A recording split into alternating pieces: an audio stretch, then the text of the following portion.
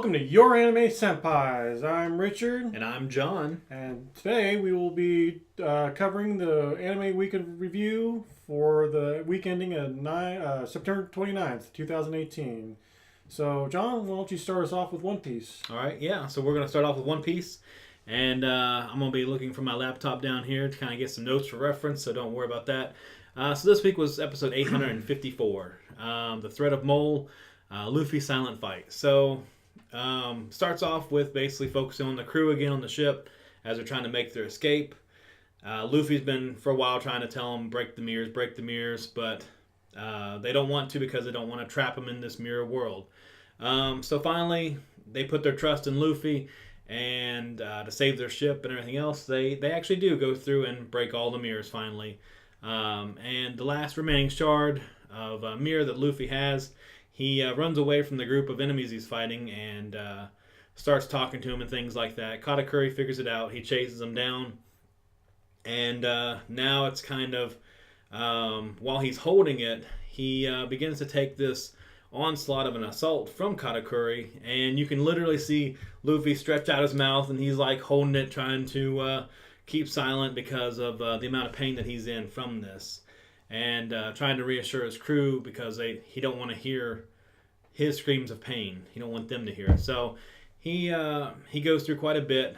Finally comes to a spot where he's not taking a good beating, and forces a very, very corny fake smile and just says, "Hey, don't worry about it. Just meet me there." And the crew is all excited to finally hear back from him. They cheer. They're like, "Okay, Luffy, we'll meet you there. Good luck." And finally, Luffy can focus on this fight. So I do have to say, it was really hard to watch Luffy go through all this because, it was actually really brutal, especially whenever he was bleeding all over the glass, and they couldn't actually see what was going on. So after this was all done, he punched it, broke it into tinier shards, and then he was finally able to continue this fight. And the only thing that was bad about this, though, was that Brule went through one of the mirrors and overheard all their plans, knows everything that's going to be happening, and is going to be reporting that. So that's going to be just a really bad situation for the Straw Hat Pirates coming up. And let's see. And by the end of this episode, we kind of go back to Big Mom, kind of seeing where she's at. And she's still kind of giving in more and more to her hunger pains. And as they pass Nuts Island, she turns her focus on that, trying to find the wedding cake. And that's what this is all about, by the way, since you don't watch it. Is she's trying to hunt down the wedding cake that she wants. So she goes by Nuts Island, and she's just tempted by, I guess, food. So she's on her way there now, and this will work in the Straw Hats' favor, maybe giving them a little bit of time to get ahead of her. So, so anyway, let's go on to Attack on Titan. Yep, Attack on Titan, episode 10 for this season. Starts off with Kenny's backstory, shows how he came to meet the two brothers, the Rice brothers. Yeah, Rod Reese and Rod Reese and Yuri. And got to see how he got to meet them. They figured out he was an Ackerman, or at least Yuri figured it out. Yeah. Rod was wanting to kill him, but he eventually was employed by the two, specifically Yuri, so we got to see backstory on that.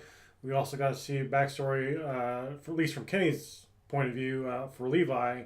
Kenny went to visit his sister, and found out she was dead, but found this young boy who turned out to be Levi, and so he took Levi under his wing, not so much as a father figure per se, but more just as I'll show you how to survive down here, but then after that, we're done, kind of thing. So, and then it goes back to more with Kenny and Yuri, and after that flashback's done, we go back to the scene that we saw at the end of the previous episode, where you had Kenny, who's half dead, and you had Levi kind of standing over him, and basically, we find out that Kenny is Levi's uncle. Kenny has a Titan syringe with a Titan formula in there, but he decides not to use it because he doesn't want to become like Rod. And then so he gives it to Levi, and we don't know what Levi did with it. We've never shown in this episode, so probably I assume next episode we'll see more on that. But beyond that, we did see Historia get crowned as queen. So that was pretty good. Yeah, pretty so awesome. People are really behind her, especially because of the fact that she was the one that dealt the killing blow to the Titan. And then we also saw Historia, now that she's queen, took Mikasa's advice and decided to punch Levi. So that was pretty funny. That to me was the highlight of the episode. I mean, forget all about that backstory stuff. Yeah. Levi getting punched. Levi getting punched and then just brushing it off and thanking everybody with a smile. Right, yeah, it's just kind of strange. And then in the very end, we see the not the Colossal Titan, the Armored Titan on his belly. Like he just got beat down, and we find out it was because of the Beast Titan. Beast Titan, yep. And then Beast Titan was like, you know what, Annie can wait. You guys are gonna follow, or you're gonna stay here with me, and we're gonna wait for what was it? For the coordinate. Coordinate, yeah. But Aaron, yeah. Essentially Aaron. So I'm assuming that they're in Aaron's hometown, and that because Aaron, his whole thing is, well, not his whole thing, but one of his big things is that he needs to get to the basement. That's been a thing since the beginning of the show. Right. Almost. Yeah. So yeah. So yeah, that's I'm assuming. Now I'm sure the manga readers are way ahead of me and probably know by now. In which case, no spoilers for that, please. Well, we're gonna go by the anime. Yeah, going by the anime on this. But yeah, I'm assuming that Aaron and company will eventually make it their way to that area, in which they're going to be ambushed by all the other Titans. So, but we'll see. I'm assuming, so this is episode 10 for this season, so I'm assuming we either got 2 episodes or we've got 12 episodes left. It depends. I don't know what the episode count is for this season, but yeah, I haven't paid attention to that. Yeah. But it might be wrapping up soon, honestly. Could be, but yeah, so right now that's where we're at for Attack on Titan. So, would you like to cover what happened with Overlord? Yeah, let's go over Overlord. Okay. So anyway, with Overlord, we're hitting episode 12, which we should be getting close to the end of the season. Normally they do 13 episode seasons, and this one's called Massacre, which definitely explains everything that happened in this episode. So we kind of go to the kingdom of Riestes, and they're preparing with their allies to attack Nazarick, which is the home of Ainz. So as Ainz and his human allies kind of band together and they're gathering together to face off in opposition to the other kingdom, they just stand and wait, and eventually Ainz comes out and he starts to cast a high-level magic spell. He's kind of waiting for it. He actually starts casting it and holds it, and just basically sees if another player character in the game is actually there, just to see if they would attack first, possibly. But no one really attacks, so he just, let's just go through with it and starts his attack. So he casts the actual magic spell, which, I'm not even going to try to pronounce the name of it. So in that instant, he kills, it says, 70,000 soldiers that were charging at him. And you just see them run and run at him, and then all of a sudden, just all of them fall dead instantly. So at this point, Ainz's human allies are amazed. They're like, "Wow, this is such an amazing power you have," and Ainz kind of just laughs it off and goes, "Well, that's just the beginning of the attack." So, at this point, a little black orb comes out and it just kind of gets bigger and bigger, then it pops. And this black goo just kind of absorbs all these corpses as a sacrifice for what's called the goats, I guess, or I don't know what other name they have for them, but they are true monstrosities with just large monsters with tentacles and just mouths, no eyes, no nothing. They're just ugly monsters with these horrendous teeth and everything. So these are all moving around. They come over, pick up Ainz, and he's going to go and basically go after the king now. So kind of zooms at this point in the show to the king and his officers, and they're swearing their allegiance that they'll protect them and different things like that. So we have this allied front that's just a few soldiers are going to stand and confront the king. Climb and Brain are there, and they have a short interaction with the king, but it goes and zooms now very toward the very end of the episode of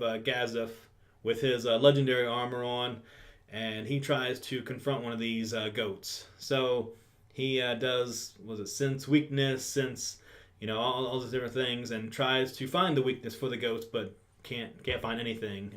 So he eventually just runs at it and attacks it, tries to just cut one of its legs, and it just keeps walking. It just kind of brushes him off and knocks him back, and he realizes at this point the amount of power difference that he has between these. So another one comes through, and he sees Ainz riding on it, and he had met Ainz in the past, so he recognizes him. And in the past, he had never seen him, like his true face. He never knew he was an undead. So at this point, he realizes his true nature, and Ainz is brought down to the ground by the goat, and they basically talk for a minute, and Ainz basically just says, "Hey, I want you to be my subordinate," and snaps his finger, and he says, "Look around," and all the goats are frozen, all the massacre basically has stopped, and he says, "If you say yes, or basically you know the answer or the outcome of this based on your answer," and deep down I thought Gazef was going to take the offer, but he said, "No, I refuse," and don't know how it's going to go for this, but it's not going to be good. But also at the same time, it ends the episode with him challenging him to a duel, which is I'm really hoping it's going to be awesome. But the power difference between Ainz and Gazef is probably on two different levels. Right. So not unless there's some kind of handicap, it's just it's not going to be any challenge for Ainz to win. So that was a quick overview of Overlord, and now let's go to My Hero Academia for this week. I think it was the last episode, maybe. Yes. So yeah. So yes, the last episode of My Hero Academia, episode 25. Again, the last episode for this season. So we start off pretty much where we left off last time with the big three. They introduced themselves, Majiki, Hado, and Togata. We don't really see much from the first two, although I have to say I kind of relate with Majiki, because he's kind of like he's about ready to speak, but then he's like, "No, I can't do this." So he's got kind of like an anxiety attack because he's got all these strangers that he doesn't know. So I kind of relate to that. I understand that. I feel for him. Hado, she's kind of like the airhead. Airhead, yeah. I think they called her a kindergartner because she couldn't focus on one thing. Right. Yeah. She kept bouncing around. Oh, why do you wear a mask? Oh, do these horns come off? Stuff like that. Yeah. So, well, we really didn't see too much from those two, at least in terms of their quirks. Mm-hmm. But Togata, we got to see a lot of. He's kind of like a cheery, muscly type guy. Kind of reminds me of Armstrong, sort of, from Full Metal Alchemist. Just like. Like that. See, I was just thinking All Might, honestly. Oh yeah, All Might too. Yeah. Yeah, just based on that universe. Kind of. He actually, kind of, with the exception of maybe the face. Yeah, kind of. that face. Yeah, that face. But in any case, so the whole point of the big three being there is to explain what these new internships are supposed to be about. Mm-hmm. But instead of explaining it, Togata is like, "Hey, just follow me. Well, how about you guys just attack me all at once, and you'll kind of see the kind of see the difference in power." And so they all try to attack him. It fails. Although Midoriya does kind of predict like where Togata is going to appear from, because Togata, he's got like these phasing powers. Permeation, yes, and like he can just pop in and out of the ground. He can go through walls. It's basically like no clipping in a game, like an old school game, right? And they kind of make reference to that because they're like, "Oh man, this dude's like a glitchy video game." Right? Yeah. But anyways, the point is he beats all of them, and he asks them like, "You guys think my quirk is powerful?" And they're all like, "Oh yeah, you're way too overpowered." And he explains to them, "Well, it's not because of my quirk. It's because I have experience using my quirk and using it in real life situations, and I have to think faster than my opponents even. So it's basically he's saying through hard work is how I'm able to be as powerful as I am. Yeah, through a lot of hard work. I mean, honestly, the drawbacks to his quirk were so crazy. Like, he can't breathe because air passes through him. He can't see. Light passes through him. Yeah. I mean, there's all these drawbacks that he had to overcome to even get to that point. And actually, also, too, he can't phase his entire body at one time, right? Because he mentioned something like if he tries to step through a wall, he's got to phase everything except for his foot, step through the wall, rephase this, and then step through. Yeah, if he were to do like a go through a structure kind of thing. Yeah. Because whenever he goes into the ground, he does have to do all of it. That's why he loses his clothes. Right, yeah, that's which true. Is like the craziest thing ever. But yeah, I guess if you're going to, have a true phasing ability, it's not going to be something that I guess has some kind of weird exception to where your clothes, are affected by it. So. Right. But yeah, the point is like I said, he's basically saying like these internships, unlike their previous ones, the previous ones they were just kind of like they used the term guests, or they were. I like to think of it as more like they were just shadowing the heroes, just observing. Yeah, they weren't even sidekicks. Yeah, so. Yeah. But in this case, in this new one, they're going to be essentially sidekicks. They're going to be working with the heroes because they do have their provisional heroes license at this point. Yeah. So they're going to be working with the heroes. Probably stopping villains, rescuing people, things like that. So, that being said, my one, I guess, gripe, which I don't know, you may have detected by now, but Creaty kind of said, quote, "I can't believe he did all this for us for something he could have explained in a few minutes," unquote. So, for me, I mean, it was a cool fight and everything, and maybe there's something later on, and again... It was a good demonstration of his power. Right. And, and again, manga readers, I'm sure you probably know by now, but again, just keep the spoilers, to a minimum. Let's just talk about this episode, but there could be a reason for that later on, but I don't see it right now. Just basing him off this one episode, I kind of felt like he just should have just explained it, but it's fine. Whatever. It was still a good episode, nonetheless. Yeah. But one other thing of note for this episode, they did mention All Might's sidekick.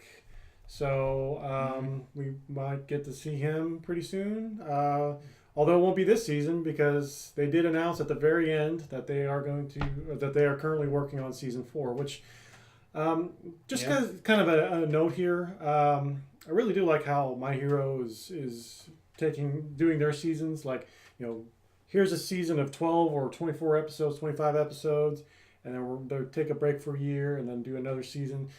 Unlike, say, and I'm not knocking these series or anything, but unlike, say, Bleach, Naruto, One Piece, I'm sure Dragon Ball Z did it. I mean, again, I'm not knocking those series, but you could definitely tell they have that's what a One Piece fan has to experience is whenever a key scene's going to happen, a key fight, all of a sudden they brought in the best group of animators because all of a sudden you start I'll watch an episode and I'll go, it's about to go down because they start drawing more shadows on characters. There's more detail. All of a sudden the animation gets a lot more fluid. Muscle definition becomes a thing. Yeah. And it becomes amazing, but as soon as the fight's over or maybe it hits the climax of it, it's kind of like whenever Goku went Super Saiyan the first time. Right. Like the episode immediately afterwards, I think they let their kids come in and animate it because it was... Yeah. And they'll have like a really awesome episode for like the epic moment, and then the next episode is just like meh. But with My Hero, like, okay, there is maybe a little bit of filler here and there, but the animation quality is usually pretty steady, with the exception of epic fight moments like what we had with Midoriya versus Bakugo, like an episode or two ago. Like there was just a brief moment where the animation was just amazing. So it's like really good animation, awesome animation, and then back down to real good animation. I don't typically notice a drop in quality. It's not a dip down to poor animation. Yeah, not typically, but again, or if there is, then I just don't simply notice it. So, we overlook it for My Hero Academia. Right. So, but anyways, yeah. So, season 4, they're working on it. Hope to get that maybe next year sometime. Yep. If I'm looking forward to it. Yeah. If I were to predict, I would say maybe fall of next year, possibly. But don't quote me on that. I have no official source on that whatsoever. But just kind of basing it off of Maybe summer. It could be summer, yeah. Yeah, because we're just ending summer. Right. Yeah. So yeah. So hopefully. But hopefully sometime next year. But again, don't quote us on that. No, yeah. We have no definite information on that. Or you can correct us in the comments. Yeah, that's true. You can correct us. Yes, exactly. So, but with that, I think that's going to be the end of our weekly review. Thank you for tuning in. Next week, we are starting the new season, the fall season. So we will definitely have more anime that we're reviewing. In fact, we should have an episode here pretty soon where we talk about which anime that we're going to be following for next season. So look forward to that. And should be a lot of fun. Just kind of going to look through just an extensive list of what is coming. Maybe just talk about what we're going to be particularly watching, possibly, or maybe giving a shot, maybe watching the first episode or so to see how it goes. But definitely, as we go through these, if we overlook something or something doesn't sound interesting to us because we don't know the story or the manga source that it comes from, definitely recommend it to us. Because as I pointed out, I enjoy watching a lot of different things. I'm sure if it's good enough, Richard might make an exception and include it in there. Right, yeah. Like for me, again, I usually like to keep the 3 to 4 series, but there have been plenty of times where like I'll completely ignore a series at first. Actually, My Hero Academia is a perfect example. I actually ignored My Hero Academia when it first came out, but then one of our mutual friends was like, "Oh no, you really need to watch it." So I watched. This was actually when the second season was about ready to come out, so I went and watched the first season.